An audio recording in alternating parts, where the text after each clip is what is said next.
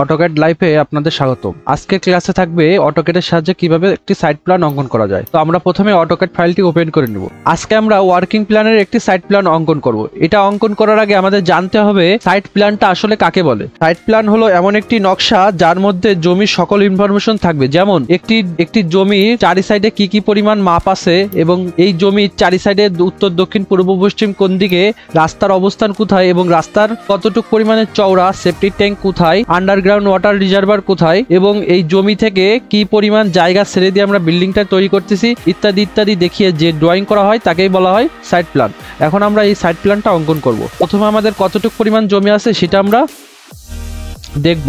তো আমাদের সামনের সাইডে জমি ধরলাম 30 ফিট আছে এবং উপরে লম্বায় আছে 40 ফিট এবং এইদিকে আছে 30 ফিট এবং লম্বায় আছে 40 ফিট দিয়ে ডাবল ইন্টার দিলে আমাদের লাইনটা চলে যাবে। আমাদের জমির এরিয়াটা দেওয়া সম্পূর্ণ হলো। এখন আমাদের প্রথম কাজ হচ্ছে রাস্তাটা কোন দিকে আছে সেটা দেখাইতে হবে। সেটা দেখানোর জন্য আমরা প্রথমে অফসেট দিয়ে আমরা সামনের দিকে একটা রাস্তা দিব। আমাদের জমির এরিয়াটা দেওয়ার পর আমাদের প্রথম কাজ হচ্ছে এই জমিটির রাস্তা কোন দিকে আছে এবং রাস্তা কতটুকু পরিমাণ চওড়া আছে সেটা দেখাই দেওয়া। সেটা কিভাবে দেখাবো আমরা প্রথমে এই যে লাইনটা বা এই যে অফসেটটা, এই অফসেটটা কিছু পরিমাণ বাড়াবো। কিভাবে বাড়াবো? আমরা প্রথমে লাইন নেব, লাইন থেকে এখানে কিছু পরিমাণ বাড়াবো এবং একইভাবে এই সাইডেও কিছু পরিমাণ বাড়াবো। আমরা এরপর যাব অফসেটের থেকে আমাদের কি রাস্তাটা কি পরিমাণে চওড়া আছে সেই পরিমাণ আমরা এখান থেকে মাপটা দিব। আমাদের ধরুন আমাদের রাস্তাটা চওড়া আছে 10 ফিট। তো আমরা অফসেটে ক্লিক করব। অফসেটে ক্লিক করার পর আমরা কিবোর্ড থেকে 10 ফিট লিখে ইন্টার দেব। দেওয়ার পর আমরা এই যে অফসেটটা বা লাইনটা, এই লাইনটা থেকে নিচের দিকে আমরা 10 ফিট অফসেট দিতে যাচ্ছি। তাহলে ওই লাইনটাই ক্লিক করে নিচের দিকে ক্লিক করব। ক্লিক করলে কিন্তু 10 ফিট পরে আসে একইভাবে একই রকম একটা অফসেট তৈরি হয়ে যাবে। এরপর আসুন আমাদের যে এই যে রাস্তার তো সীমা নেই কোনো, এইদিকে অনেক আছে এইদিকে অনেক আছে, এই জন্য আমাদের এই রাস্তার এইখানে এবং এইখানে একটা ব্রেক লাইন দিতে হবে। ব্রেক লাইনটা কিভাবে দেবো? আমরা প্রথমে যাব লাইন থেকে এইখান থেকে শুরু করব, এখানে এসে শেষ করব। শেষ করার পরে দেখুন আমাদের লাইনটা কিন্তু সোজা যাচ্ছে। আমরা এই পেজ দিয়ে একটু বাঁকা করে নেব। বাঁকা করে এখানে একটা ক্লিক করব, এখানে একটা ক্লিক করব এবং এখানে একটা ক্লিক করব। ক্লিক করার পরে আবার এই পেজ দিয়ে সোজা করে আমরা নিচে এসে এখানে শেষ করে দেবো। দেখুন আমাদের একটা ব্রেক লাইন তৈরি হয়ে গেছে। একইভাবে এই সাইডেও একটা ব্রেক লাইন দিতে হবে। সেটা কিভাবে? আমরা আবার লাইন নিয়ে এসে এখানে ব্রেক লাইন দিতে পারি, কিন্তু এটাতে সময় সাপেক্ষ ব্যাপার। এই জন্য আমরা কি করব, এই প্রথমে কপিতে ক্লিক করব। কপিতে ক্লিক করে এই লাইনটা এইটা মানে এটা টোটালি আমরা সিলেক্ট করব। সিলেক্ট করে এই পয়েন্টটা রাইট ক্লিক করব, করে এই পয়েন্ট আমরা পিক করব। পিক করে একইভাবে এইখানে নিয়ে আসে জাস্ট এই লাইনে পিক করে ছেড়ে দিব। ছেড়ে দিয়ে আমরা জাস্ট ইএসসিতে ক্লিক করলে কপি করা ওই অবজেক্টে চলে যাবে। আমাদের রাস্তাটা দেখানোর পরে পরবর্তী কাজ হচ্ছে চারি সাইডে কি পরিমাণে জায়গা আছে সেটা লিখে দেওয়া। তো প্রথমে আমরা চলে যাব মাল্টিলাইন টেক্সটে ক্লিক করে আমরা যেখানে লিখতে চাই সেখানে জাস্ট একটা ক্লিক করে নিচের দিকে নিয়ে আসে ছেড়ে দিলে একটি বক্স চলে আসবে, যে কোনো কিছু লিখতে পারবো। আমরা প্রথমে লিখি এখান থেকে 30 ফিট, লিখে একটা হাইফেন দিয়ে 0 ইঞ্চি, শিফট চেপে ফিটে দিলে ইঞ্চি হবে। এই একইভাবে আমরা যদি চাই যে এর কালার চেঞ্জ করব, এর সাইজ কমানো বাড়ানো করব, তাহলে কি করব? আমরা জাস্ট এর ভিতরে ডাবল ক্লিক করে ঢুকে এটা সিলেক্ট করব। সিলেক্ট করে এই যে কালার আছে এখান থেকে আমরা একটা কালার দিতে পারি, ব্লু কালার দিয়ে দিলাম।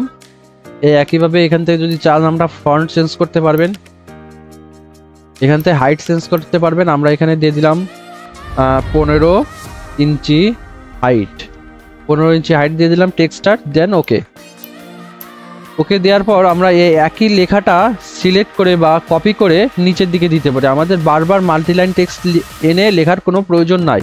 আমরা এটা জাস্ট কপি করব, কপি বাটনে ক্লিক করব, এটাই ক্লিক করব, রাইট ক্লিক করব, লেফট ক্লিক করে ধরে একদম নিচের দিকে নিয়ে চলে আসবো। একইভাবে আমরা যদি এই পেজ দিয়ে এই সাইডে নিয়ে চলে আসি, এখানে রেখে দিলাম। আমাদের এই লাইনটা কিন্তু বাঁকাভাবে আছে, আমরা চাইলে এই লেখাটাকেও বাঁকাভাবে দিতে পারি। সেটা কিভাবে? আমরা প্রথমে যাব রোটেটে যে এই লেখাটা সিলেক্ট করব, রাইট ক্লিক করব, লেফট ক্লিক করে আমরা এইভাবে বাঁকা করে দিতে পারি। আমরা F8 দিয়ে সোজা করে নেবো, এটা যেহেতু বাঁকায় যাচ্ছে। F8 দেন ওকে। আমরা এই লেখাটা একটু দূরে চলে গেছে, এটা কাছে নিয়ে আসতে পারি কিভাবে? আমরা প্রথমে এই মুভে ক্লিক করব, এই লেখাটাই সিলেক্ট করে রাইট ক্লিক লেফট ক্লিক এবং F8 লিখে এইখানে নিয়ে আসে ছেড়ে দেবো। এরপর দেখুন আমাদের এই বাহুটা কিন্তু আছে 40 ফিট, সেই জন্য আমরা এখানে জাস্ট ডাবল ক্লিক করে এই লেখাটা 30-এর জায়গায় 40 করে দিলাম এবং এই একই লেখাটা কপি করে এই সাইডে নিয়ে এসে রেখে দিলাম। দেখুন আমাদের চারি সাইডের মাপ দেওয়া কিন্তু সম্পন্ন হয়েছে। এরপরে কাজ হচ্ছে আমাদের উত্তর, দক্ষিণ, পূর্ব, পশ্চিম কোন দিকে সেটা আমাদের দেখাই দিতে হবে। সেটা কিভাবে দেখাবো, আমরা জাস্ট এইটা এই লেখাটা কপি করে উপরে পেস্ট করে দেবো। দেওয়ার পরে এটা ডাবল ক্লিক করে ঢুকে এর ভিতরে যা আছে সব আমরা সিলেক্ট করে ডিলিট করে দেবো। ডিলিট করার পর আমাদের এখানে লিখবো নর্থ সাইড। নর্থ সাইড আমরা এই যে চিহ্নটা আছে এটা দিয়ে আমরা একটু বাড়াই দিব, তাহলে এক লাইনে এটা চলে আসবে। এটা নর্থ সাইড লিখে দিলাম। এই লেখাটাই কপি করে আমরা নিচের দিকে নিয়ে আসতে পারি, যেমন এইখানে এটা হচ্ছে সাউথ সাইড। সাউথ সাইড একইভাবে এই লেখাটা আমরা যদি এখানে লিখতে চাই তাহলে এটা কপি করে এখানে রেখে দেব এবং এরপর ডাবল ক্লিক করে ঢুকে এই সম্পূর্ণ সিলেক্ট করে ডিলিট করে দেব। এই সাইডে আমরা লিখবো ইস্ট সাইড। এটা টেনে বাড়িয়ে দেব, এক লাইনে নিয়ে আসবো এবং এই লেখাটাই কপি করে এটা কপি করে আমরা এখানে নিয়ে এসে রেখে দেব এবং এটা হচ্ছে ওয়েস্ট সাইড। West side. এখন আমাদের উত্তর, দক্ষিণ, পূর্ব, পশ্চিম কোথায় আছে সেটা আমাদের দেওয়া সম্পূর্ণ হয়ে গেছে। এর পরবর্তী কাজ হচ্ছে এই যে সাউথ সাইডটা, এই সাউথ সাইডেও তো কারো না কারো জমি আছে, সেই জমির মালিকটাকে সেটা এখানে লিখে দিতে হবে। ধরলাম আমরা যে নর্থ সাইডটা, এই নর্থ সাইডের মালিক হচ্ছে মিস্টার এ। তো আমরা এখানে ডাবল ক্লিক করে ঢুকে এখানে একটা হাইফেন দিব এবং এখানে কিবোর্ড থেকে লিখব মিস্টার এ। আমাদের এটা দ্বিতীয় লাইনে চলে আসছে, এই জন্য আমরা এটা বাড়িয়ে এক লাইনে নিয়ে আসলাম। নিয়ে আসার পরে এই যে লেখাটা এই একইভাবে আমরা নিচের সাইডে লিখতে পারি। এই যে সাউথ সাইডটা এটা তো আর কারো জমি না, এটা হচ্ছে একটা রাস্তা। আমাদের এই রাস্তাটা হচ্ছে ইউনিয়ন পরিষদ রোড। তো আমরা এখানে লিখতে পারি সংক্ষেপে ইউপি রোড লিখে এই যে দাগটা এটা আমরা এক লাইনে নিয়ে আসতে পারি। এই একইভাবে আমরা ইস্ট সাইডে লিখতে পারি যে মিস্টার বি। আপনাদের জমির চারি সাইডে যার যার অবস্থান আছে সেটা আপনারা আপনাদের মতন করে লিখে দেবেন। আমরা এখানে জাস্ট এক্সাম্পল হিসাবে মিস্টার ABCD লিখতেছি, মিস্টার সি, দেন ওকে। আমাদের এই লেখাটা কিন্তু এক সাইডে চলে গেছে। আমরা যদি এটা চাই যে মুভ করে নিয়ে আসে, এটা এই মাপটার মাঝখান বরাবর রেখে দেব। অবশ্যই আপনার নিজের কাজের সৌন্দর্যের উপর নির্ভর করবে ড্রয়িংটা কেমন দেখতে। সবসময় চেষ্টা করবেন লেখাগুলো সুন্দর করে করার জন্য। এই দেখুন এই লেখাটা কিন্তু একটু এই দাগ থেকে অনেকটা দূরে চলে গেছে। আমরা এটা জাস্ট এখান থেকে মুভ করব, মুভ করে একটু নিচের দিকে নিয়ে আসব। এটা একটু সরে গেছে ওইদিকে, আমরা এই রেখে দিলাম। আমাদের এই কাজটা কমপ্লিট হয়ে গেল। এর পরবর্তী কাজ হচ্ছে, এটা তো আমাদের মেন জমি, এই জমি থেকে অবশ্যই কিছু পরিমাণ জায়গা ছেড়ে দিয়ে আমাদের বিল্ডিংটা তৈরি করতে হবে।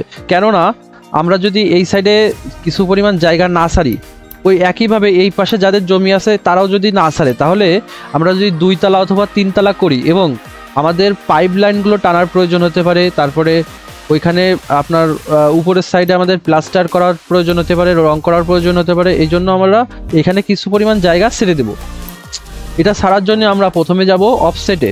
প্ল্যানের জন্য আমরা মিনিমাম 2 ফিট ছাড়বো। 2 ফিট লিখে ইন্টার দেব। এবার পিছন থেকে 2 ফিট জায়গা ছেড়ে দিলাম এবং ডাইন সাইড থেকে 2 ফিট ছাড়লাম এবং বাম সাইড থেকেও 2 ফিট জায়গা ছেড়ে দিলাম। ছেড়ে দেওয়ার পর সামনে থেকে একটু পরিমাণ বেশি ছাড়বো, সেটা হচ্ছে 3 ফিট অথবা 3.5 ফিট ছাড়বো। আমরা 3.5 ফিট ছাড়লাম। 3.5 লিখে ফিট দিয়ে ইন্টার দিয়ে দিলাম। দিয়ে আমরা এই যে অফসেটটা, এই অফসেট থেকে উপর দিকে একটা লাইন নিলাম। নেওয়ার পর আমাদের চারিদিকে কিন্তু একটি করে অফসেট নেওয়া সম্পূর্ণ হয়েছে। এখন দেখুন এই যে বাড়তি অংশগুলো, এই বাড়তি অংশগুলো আমাদের ট্রিমের সাহায্যে মুছে ফেলতে হবে। সেটা কিভাবে, আমরা প্রথমে এখান থেকে আমরা ট্রিমে ক্লিক করলাম। ট্রিমে ক্লিক করার পর রাইট ক্লিক করলাম। রাইট ক্লিক করার পর আমার যে অংশটুকু প্রয়োজন নেই ওইটা জাস্ট সিলেক্ট করলাম। এটা সিলেক্ট করলাম, এটা সিলেক্ট করলাম। এটা মানে যেটা প্রয়োজন নেই আমরা সেটা সিলেক্ট করে দিলাম। সিলেক্ট করলে ওর অটোমেটিকলি ডিলিট হয়ে যাবে। দেখুন আমাদের কিন্তু ফ্রেশ একটা লাইন চলে আসছে। এটা আমাদের বিল্ডিং, এটা হচ্ছে বিল্ডিং এরিয়া। এখন আমাদের পরবর্তী কাজ হচ্ছে যে এই 4টি বাহুর কতটুকু পরিমাণের মাপ অবশিষ্ট আছে জায়গা ছেড়ে দেওয়ার পর। আমরা যদি এখান থেকে লাইন নিই, লাইনে এই যে বাহুটা, এই বাহুটা থেকে এই বাহুটা মেপে দেখব। দেখুন এখানে কিন্তু এই বাহুটা 26 ফিট আছে। আমরা একইভাবে এই যে উপরে লিখেছি এইটা আমরা কপি করে নিচের দিকে নিয়ে চলে আসবো, এখানে জাস্ট রেখে দেব। রেখে দেওয়ার পর দেখুন আমাদের এটা একটু মুভ করে উপরের দিকে নিয়ে যাই। এই লেখাটা কিন্তু, এই বাহুটা কিন্তু 26 ফিট আছে। আমরা জাস্ট এখানে ডাবল ক্লিক করে এর ভিতর ঢুকে এখানে 30-এর জায়গায় 26 লিখে দেবো এবং নিচে যে লাইনারটা দিছিলাম ওটা ডিলিট করে দেবো। একইভাবে এটা যদি 26 ফিট হয় তাহলে এটাও 26 ফিট। আমরা এইটাই কপি করে নিয়ে আসে এই নিচে রেখে দিলাম। আবার একইভাবে যদি আমরা এই লাইনটাও লাইনারের সাহায্যে মাপি এখান থেকে এই পর্যন্ত, তাহলে এটা আছে কিন্তু 34 ফিট 6 ইঞ্চি।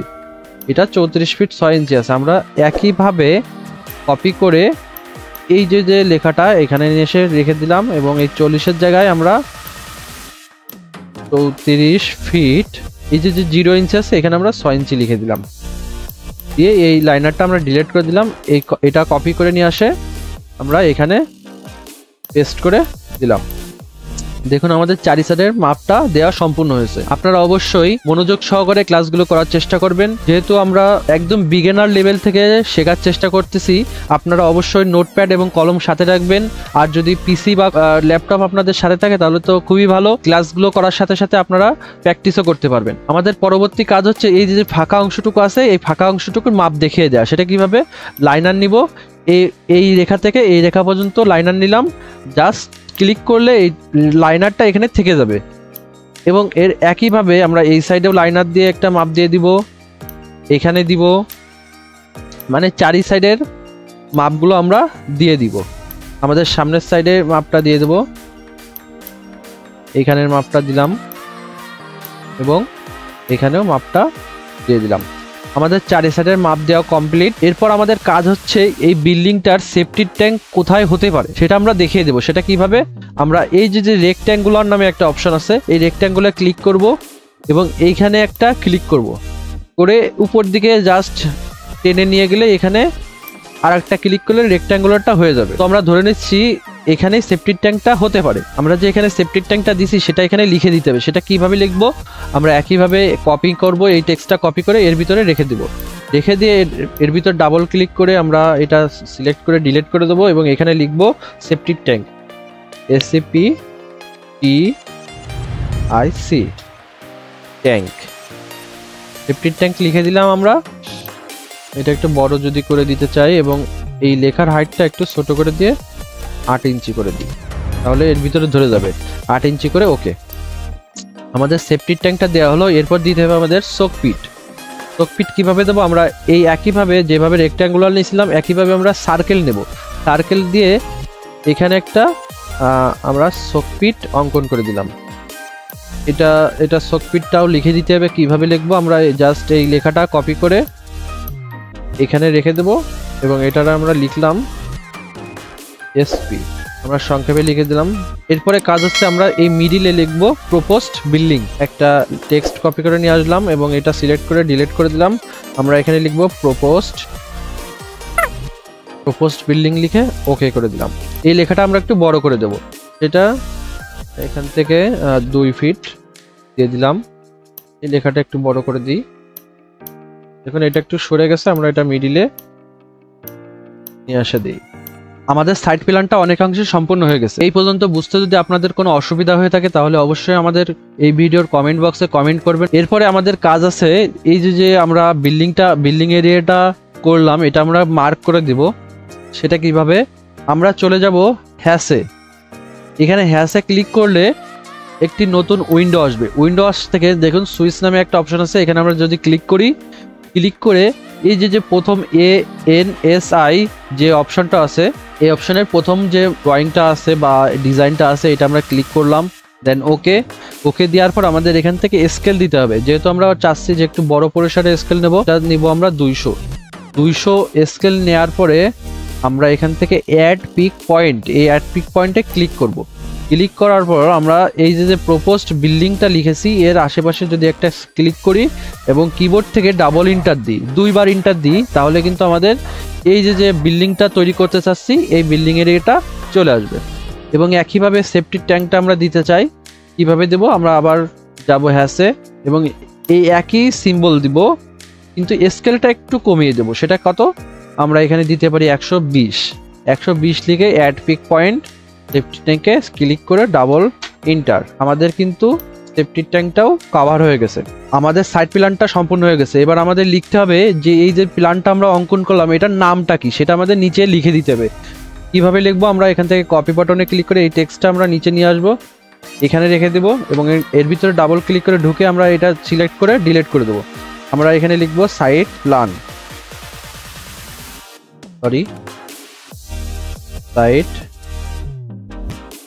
সাইড প্ল্যান লিখে ওকে।